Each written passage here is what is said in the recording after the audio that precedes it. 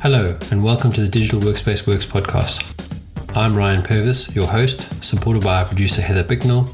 In this series, you'll hear stories and opinions from experts in the field, stories from the front lines, the problems they face and how they solved them, the areas they focused on from technology, people and processes, to the approaches they took that will help you to get to the grips with the digital workspace inner workings.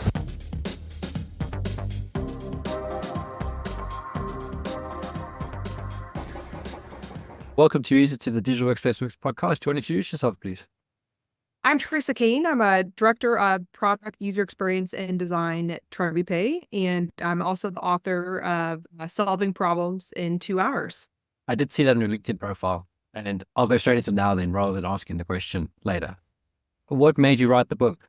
That's a great question. So, and yeah, let me know. I could go into a little more detail about what I do with my background. I'm only 1 cup of coffee deep this morning, so I'm normally before by now.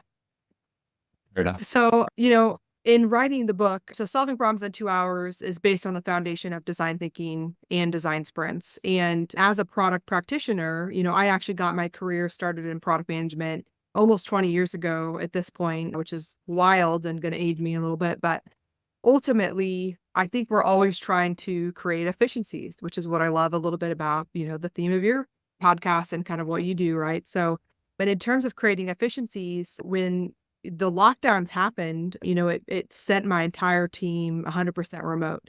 I was actually also completing an executive MBA at the time as well. And I actually made my thesis that, I could go take a concept and launch it into the market. And that I did, and it kind of is something that when I started pitching and doing my research for this, so I've actually coached over 300 organizations on 2-hour design sprints over the last 4 years. And that's not inclusive of, I also have, courses on Udemy, and I speak around 30 events a year as well. So ultimately, that's all research, right? I was able to find, this concept I created and that I was using on my team. Is there an interest for others in the market on doing it? And there was. It's a little radical, right? So that's kind of what was interesting is I wanted to be able to create more efficiencies with my team. And that's how I came up with the concept on solving problems in 2 hours. So let's unpack it a bit. I mean, what are you doing in 2 hours? What do you, you've obviously provided some sort of focus and approach. So ultimately in a 2-hour design sprint or, in solving in this 2-hour process, I really condensed the best of both worlds from design thinking and design sprints. And, I'll kind of break it down into 3 different stages, right? So you're understanding, who are you solving the problem for? It's surprising a lot of organizations kind of miss over that step. And, some of the organizations I've worked with are enterprise organizations. I have around 1,000, not quite 1,000, but almost 1,000 in my org. I've worked for organizations with upwards of 30,000, but what's happening right now is there's a lot of solopreneurs and a lot of smaller businesses and startups that are happening. And sometimes they're kind of rushing, to the solution. So that very first key piece of understanding who your customer is, who you're solving the problem for is really the first stage, right? So who are you trying to solve this problem for or put a new feature out to? The second stage of the 2-hour process is really thinking and hypothesizing about what you think the problem is. Not to be confused with solutioning, that's the last stage. In the second stage, you're really trying to frame up what you think is going on, for these customers that you might be able to solve the problem. And then the last stage is the solutioning. And ultimately, the key value of running a 2-hour design sprint or this process isn't even necessarily the fact that you're doing it in 2 hours, but it's really taking the opportunity to bring a group of stakeholders together and think for 2 hours on a problem and come up with a solution together. And that's kind of been the root of the success of solving problems in 2 hours. Great. So many questions. So now I'm trying to imagine, I mean, when you have your stakeholders there, who are you trying to get in the room for this meeting and how many people? Do you have limits? Do you want representation from different parts of the team? So technical versus data versus UI, UX, whatever, customers themselves? That's a really great question. And it really kind of just depends a little bit on the problem, the organization I'm working with. So myself now, so I'm in a role right now. I've been there about 6 years for TreviPay. We're a global fintech. We process around 7 billion in transactions a year around the globe, 27 currencies. So, we have a very specific nature of problems that we're dealing with, right? Buyers, sellers, those are our customers, in the essence. And so with this process, we're running around 50 of these a year where we're really honing in and running a workshop on different problems. And what I really like to do is take people from the org that are any touch points with the customer. So this could be someone, obviously product management, experience design, that's a given, right? But making sure you have someone from engineering, from support, from account management, having an executive sponsor, those are really key individuals you want to include in a 2-hour design sprint. And when I'm working with organizations, outside of this, when I'm running workshops or kind of doing, coming in for a workshop, it changes a little bit, right? Because they might not have all those roles. Not every organization has a robust enough team to be able to pull 15 to 20 people together for solutioning. So it's really catered to each organization I work with. Yeah, I'm just trying to imagine because FedEx One is also a fintech that I'm working, and every so often we have that thing we have to spend 2 hours working on, be it a business onboarding flow or whatever it is. And sometimes you have I almost feel like too many people involved because there's usually 5 voices that do all the talking, maybe even 3, and the rest are kind of just sitting there listening. And then every so often, one of those that's in the sort of spectator level will chip in with something, and that's quite a profound thing to chip in with. But kind of constantly batting it's a very expensive meeting if people are just listening versus because you got the 5 engaging. So that's why I was wondering if you like had a limit, like the sort of pizza rule, enough people to eat one pizza. Yeah. Yeah. And, I agree. I think, part of why I developed this process. So, a traditional design sprint is 5 days. So, imagine spending 20 to 50 people in a room for 40 hours, versus 2 hours. And, part of kind of how I came up with this process is over the years, I had been condensing, a 5-day design sprint down to a handful of days to 1 day, but eventually was able to execute it in this amount of time. So that's actually absolutely why I came up with this process. But even in that 2 hours alone, really what you're focusing on is engagement. You can get the engagement 15 to 20 people for 2 hours, but there's give and take, right? You want to make sure everyone has their camera on. I like to use collaborative tools like FigJam, by Figma. I used to use devices that kind of recorded everything that was going on, but that's become more frowned upon over the years, seeing whether someone's paid attention. But ultimately, there are options. And I find the biggest thing is making sure that everyone is aligned on the goal of why you're there and what you're trying to solve a problem for. That's really the key component for success. Now, are you actively involved in the session or are you facilitating? Actively involved usually. So it's interesting. So I guess I'll talk about twofold, right? So when I'm running one of these at work, like I 100% am the subject matter expert, most of the time. But part of why, organizations will work with me from that standpoint is like, I'm also happen to be a product user experience and design expert, right? So you're kind of also getting a fractional product leader while you're also getting, a moderator for a 2-hour design sprint. But ultimately, the process I created with the book, Solving Problems in 2 Hours, is meant for anyone at any org to go run it on their own. You don't need me. All the tools are available, for someone to do that. But there always are organizations that just want someone else to come in and do it. So that's kind of been the interesting, fun thing over the last couple of years, right? Is like, well, hey, like I'll come in and run this, but like the point is for you to take this and do it on your own. Run these on your own. So. Yeah, the reason why I asked the question like that, sometimes the point of you're actively involved, you don't necessarily facilitate very well because you are driving the conversation as the person, so giving out all the information as an SME. So I wondered if you took a step back and sort of got everyone to give their own views first before you got involved, and then kind of steered to drive that. So it's kind of both, and I think that's something that separates apart. A lot of times, like if you ever run a 5-day design sprint. So I worked for companies like years ago. We spent hundreds of thousands of dollars bringing in these third parties. And you're basically bringing in a third party that knows nothing about your business, your customers, and you're trying to get them up to speed before running this 5-day process. So I actually recommend a subject matter expert not only be involved, but also facilitate, because it's your job to really get consensus of what's going on. And I kind of teach ways to do it without creating bias. You're not influencing what you already think the answer is. In fact, you're giving your opinion just like everyone else, and everyone is voting in the room. But there are times where I go straight up facilitator and I don't participate at all. And I'm actively managing. And a lot of times that's for organizations where there's a lot of disconnection and discommunication between teams. So you have maybe a little bit of disgruntlement of people not agreeing on ideas. So, and those types of times, I'm really coming in and getting a team to work fluidly together during those 2 hours. Yeah, so it sounds like a great process. I mean, I should give it a try. I mean, we kind of follow it in some respects. I think it'd just be nice to read your book and see what we're missing. Because I sometimes think what happens in some of these meetings, and I'm thinking about when I've attended them, is someone has come in with a pre-formed solution, and they're spending that hour or 2 hours trying to convince everyone about their solution, but not actually solving. And then you do hit the people sort of asking the question like, "Well, who is this for? Why are we doing this? What's the value of this?"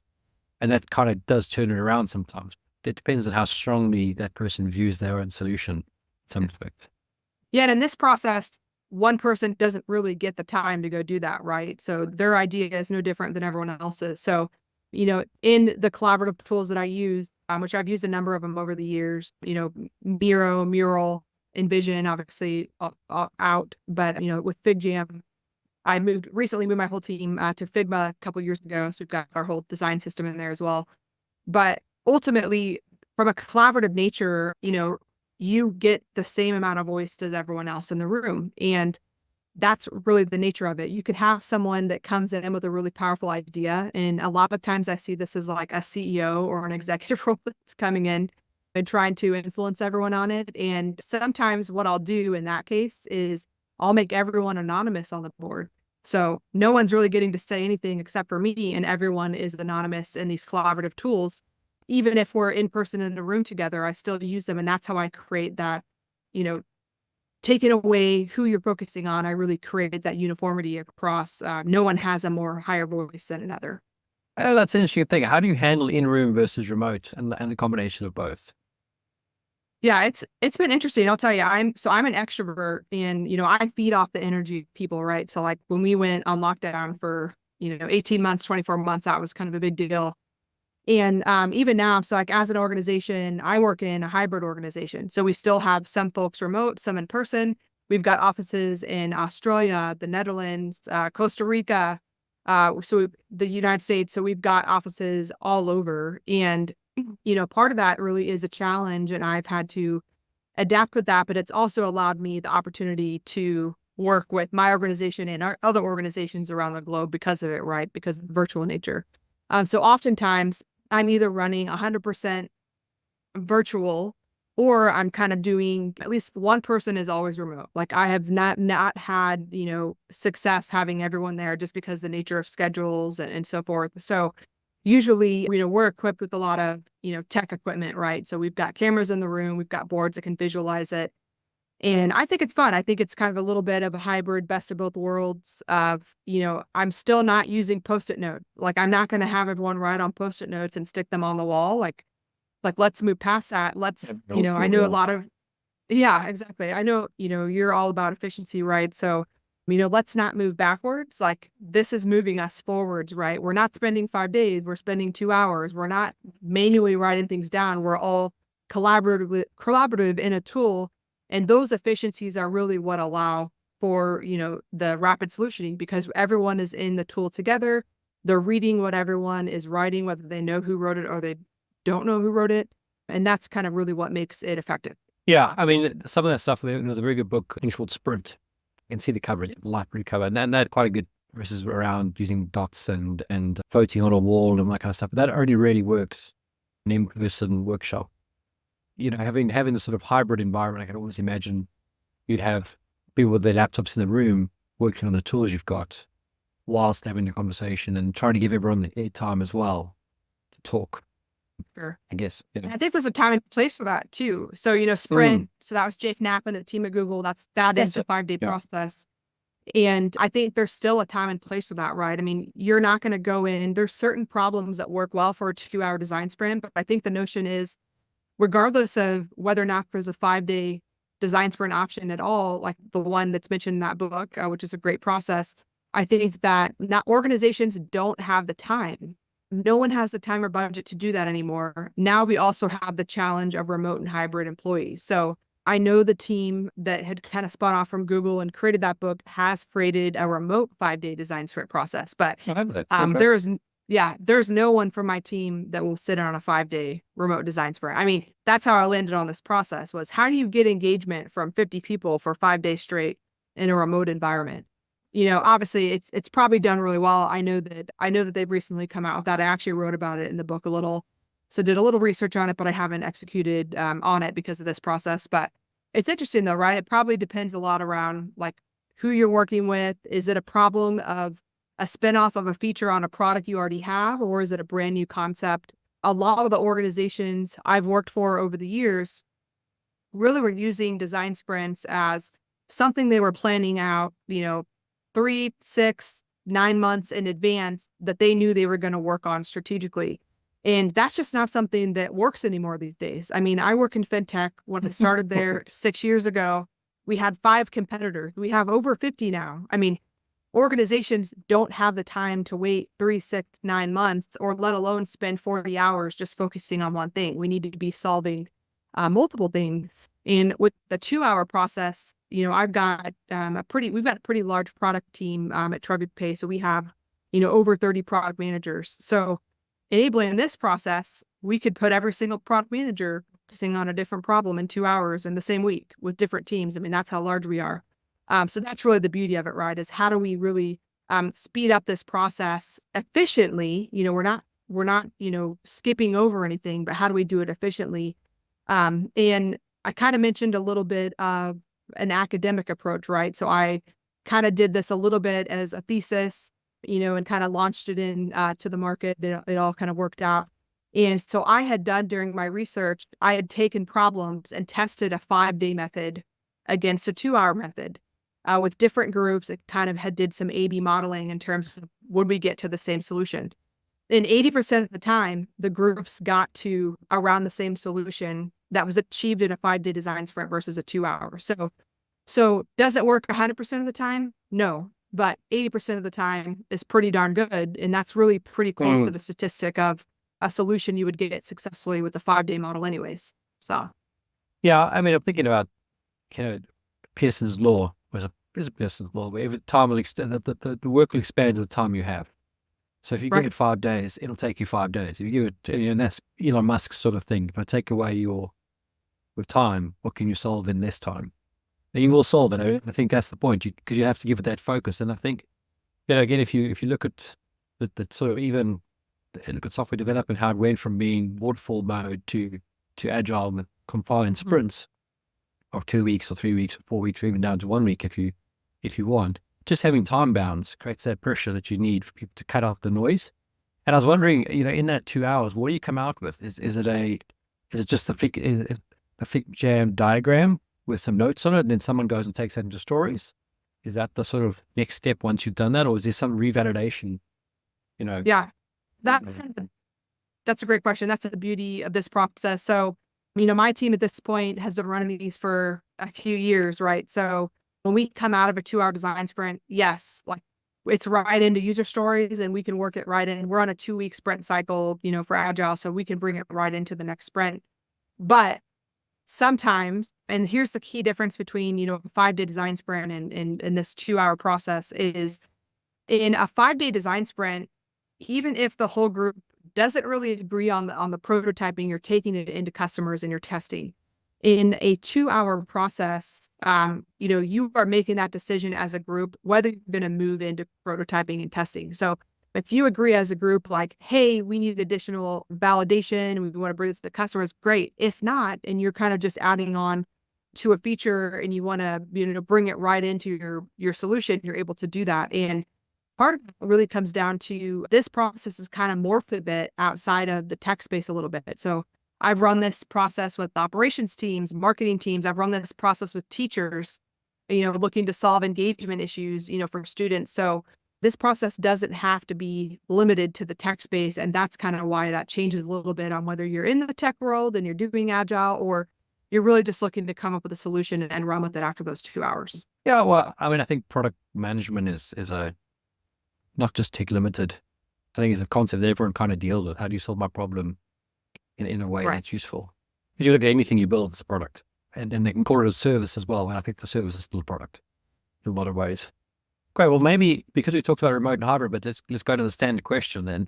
What does digital workspace mean to you? So when I really think about digital workspace, it really makes me, think about the landscape of how we're able to collaborate in the digital world. I mean, I happen to work in software technology. So like when I think of digital workspace, right, I mean, I go right to the products and solutions that I'm creating and I've been creating. I've always been in software for my career, the last 20 years. So for me, this is like the landscape of the future of products we're creating.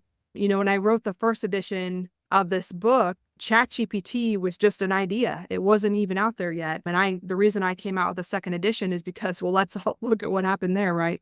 I know the last episode was about AI. Look at the landscape of changing with ChatGPT.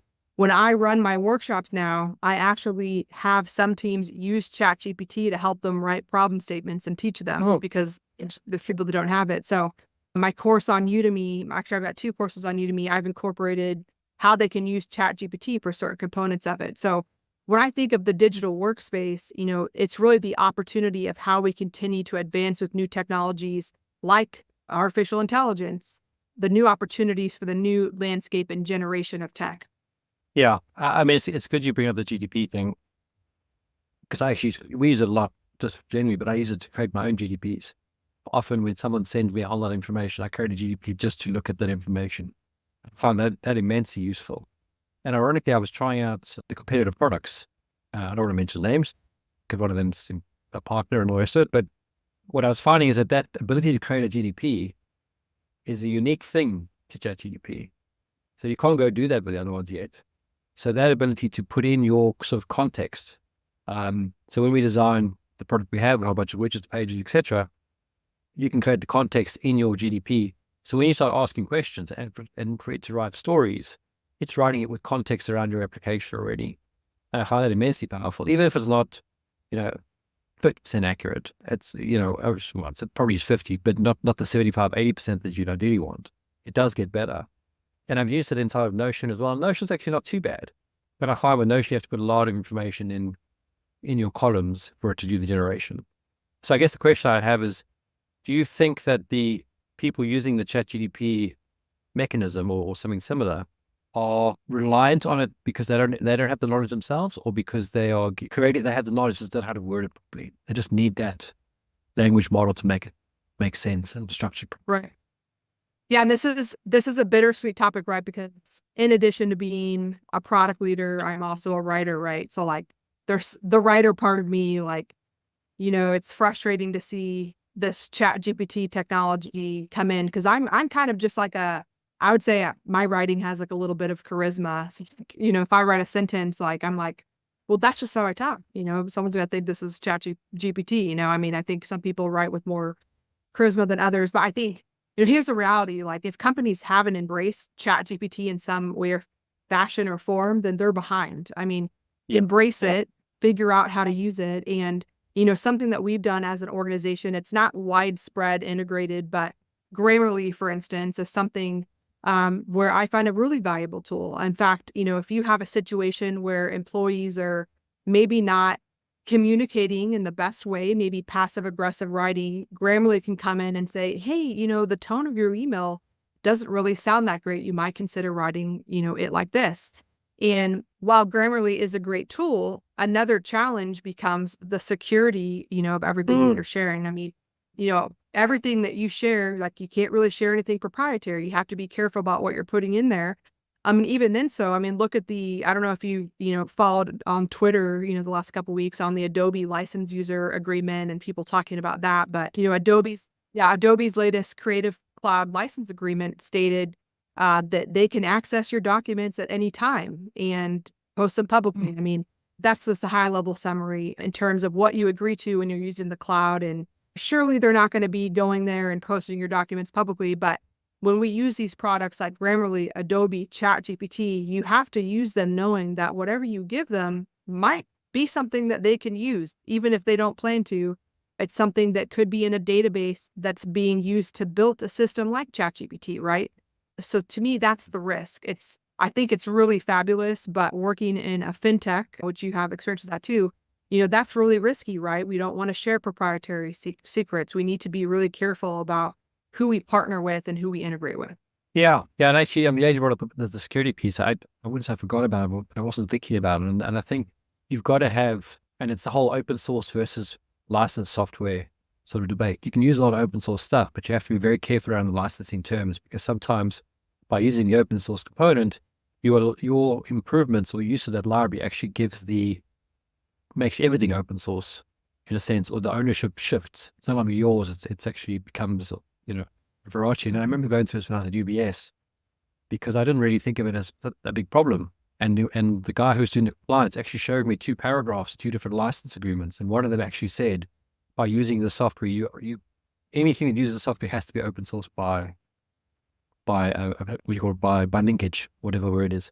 And Right. that's why they say your license agreement, because by paying for it, you basically take that clause away, and then you make it basically closed source. So it is an interesting thing. And I think people, I know, I don't go a day without using one of the AI LLMs. And I've actually forgotten what's happening. I've become so comfortable with them. I actually haven't worried about the security factor so much, because what I'm asking it to do is not that secure, not that sensitive. But I do remember when the stuff first started coming out, and when there weren't laws or guidelines within certain corporates, people putting production code into the GDPs to improve it. And Samsung actually did it. So. Yeah. And here's the reality though. Think about it. Google has been tracking everything we're searching for a long time. And, Yeah, exactly. it's really no different. If you're not turning off the functionality, why are you seeing ads in your Google email that you were suddenly searching for, right? We're being tracked across multiple websites. So it's something that's really already been done, right? It's just now you are for sure, and there's more awareness, putting it into a database. And I don't know if you've done a Google search lately, or if that's your preferred browser, but now there is an AI assistant on Google that kind of gives you the info. So Google is combating, right, the competition with ChatGPT, to say, hey, don't go there. I'll give you what you're looking for in the summary at the top of the page. And so I think it's an interesting landscape. And where I see the biggest impact really becomes the next generation of tech users, even beyond Gen Z. I've got kids, my kids are able to go in and film an entire segment, edit it, and go post it on YouTube, in a matter of an hour. It's amazing. And this was even before they were provided AI tools, but now they have the capability to learn through AI, through learning modules that are online, capabilities that we didn't have. So what it's providing us is the ability to absorb and learn information and be able to put that out there. And even with the 2-hour process, I had a question asked a couple weeks ago in a workshop I ran, like, why can't I just ask ChatGPT to solve my problem for me? Why do I need to use this process? And I was like, that's a really great question. I was like, well, ChatGPT will give you an answer, but you actually have to go validate it. It doesn't mean it's the right answer. You can't validate all the information it's been giving you. And in fact, I was over a text analytics product several years ago that was both a trained model, but it was something that we had to monitor and manually look at. And ChatGPT it's also not 100% automated. It's a trained learning model. So when it comes to NLP, or natural language processing, it has people looking over the code and accepting or declining things, but they're going to miss things. It's not going to be able to be 100% accurate. Yeah. And I think the human factor is still important, that the triage. And to answer that question, similarly, you can use it to try and do some of the brute force stuff, like give you all the ideas for a topic, or give me an outline for a topic, and then use that as a way to do your research really quickly. I was having the conversation with someone else writing a book, and he made the comment that he was using an LLM to do his research. I said, well, do you take it as a cheating if you use this AI to write some of the content for you or do the research for you? Because writing a book takes, part of the journey of writing the book is putting the hours in to write the book. Right. But now you're speeding it up because you're doing the research. Now you can go and get ChatGPT or whatever it is to generate content for you. But now you have to validate that content. And this is kind of his point, is I'm not cheating. I'm just trying to cut some corners or phrase something a nice way. So I'm still having to write the prompt now. You have to declare you use ChatGPT now as a writer. So I'm working on another book with 2 other authors. It's a product management book. And It's going to come out later this year. We're about ready to have an announcement in the next couple of weeks of title and site and all that stuff. And like the agreement that we have, for our authorship agreement is like no ChatGPT use whatsoever. If you have any percent of AI use in your writing or anything, you have to declare it, and it changes the type of book that you have. So that's a consideration. I didn't know that. So even if you did research on the side, but you still wrote the content yourself, that would still count as using. Yeah, you would just communicate. I mean, the research is different, but you would communicate that maybe you perform some research using it, but it's strictly the writing. So you're not allowed to write a paragraph and then throw it into ChatGPT and say, hey, write this paragraph for me, right? And that goes down not just the authors, but the editors too, right? Whoever's editing your book, whatever firm you're using, there's really strict rules. Like you cannot use that. In addition to that, whatever you're putting out there is going into ChatGPT. So, that's something to be, considerate of. It does make sense.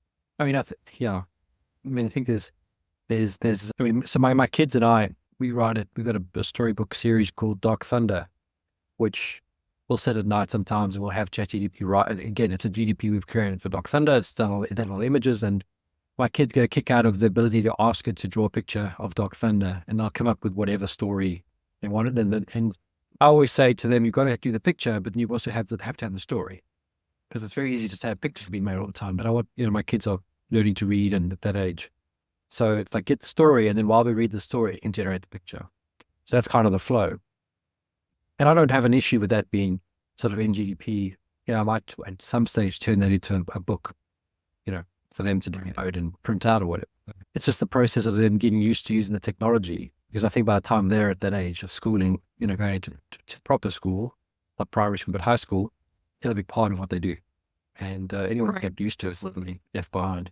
Yeah, that's right. It's interesting you said that. I was actually just having a conversation yesterday with a group at work on parents using ChatGPT and other AI models for storytelling. Like, because at night you put kids to bed and they're like, tell me a story, and you could ask it, to tell you a quick story, make a story up for you. But going back to like the writing part, right? It's like, so I also have a couple children's books out there. Those are under, some different pen names, and that you do have to declare from a children's book standpoint as well, the ChatGPT. But there is so much rapid ChatGPT production, the self-publishing world like Amazon and, other outlets.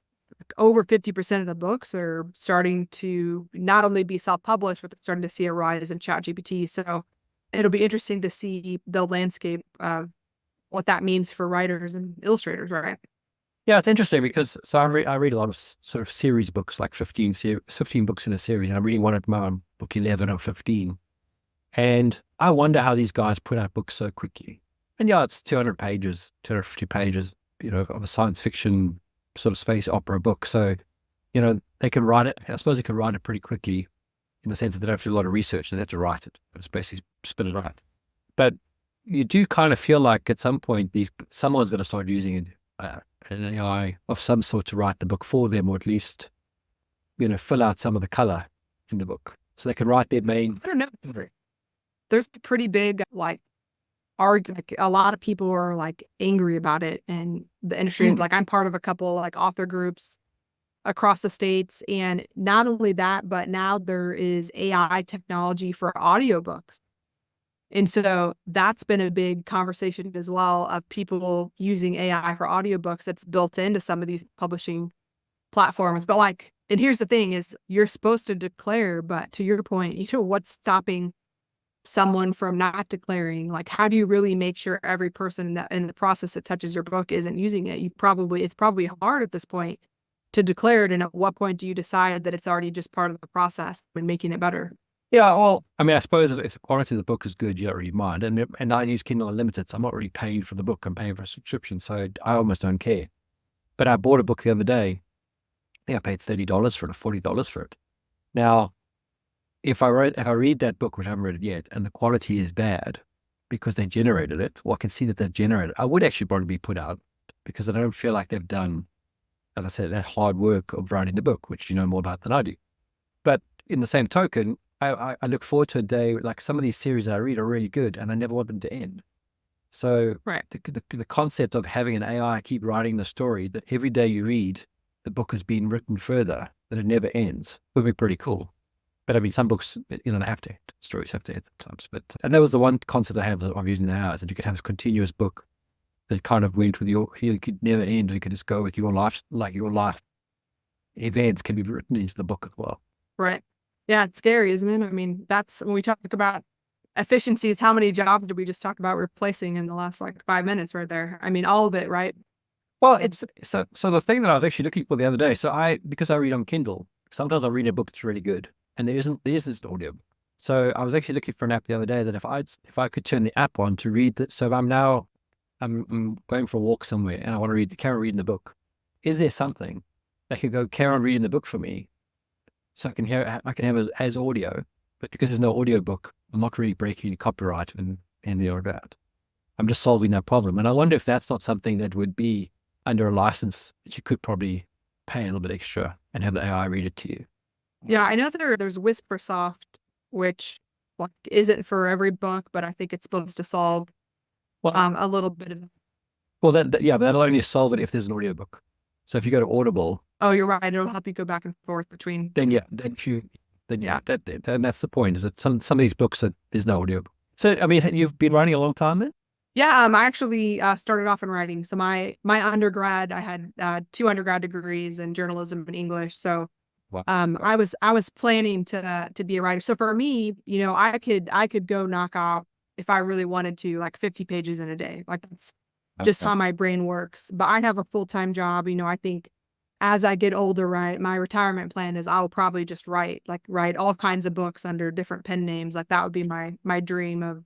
Because I think for people that are passionate about it and like writing, it is something that comes really easy, but it is something that is very time consuming. And if you have in a full-time role, I have a pretty demanding role in fintech. So I actually have 10 pages due this week and I could barely get a page out, for this upcoming book that's coming. So, it just depends what's going on in your world.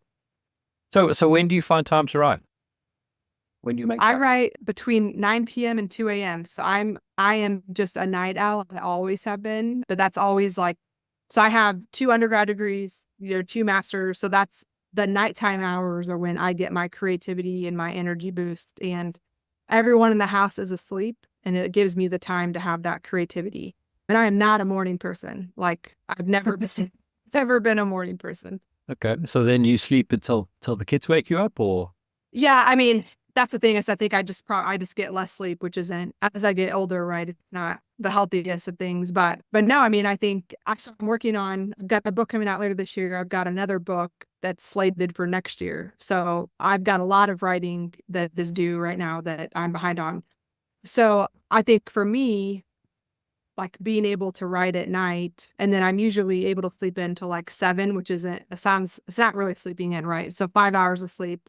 But I'm just one of those people that need less sleep. Although my husband would probably disagree and say I need more sleep. So I don't know. Yeah, I suppose it depends on how long it takes you to warm up. But once you get up and have a cup of coffee. Yeah.